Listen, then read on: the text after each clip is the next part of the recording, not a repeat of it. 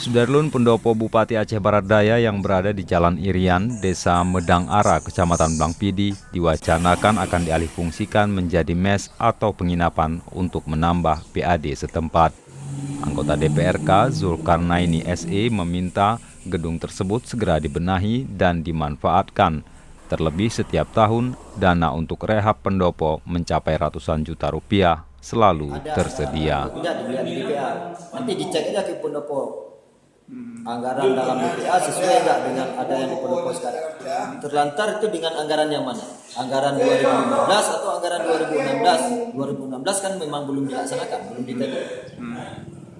Dari Aceh Barat Daya, Rahmat Saputra, Serambi On TV.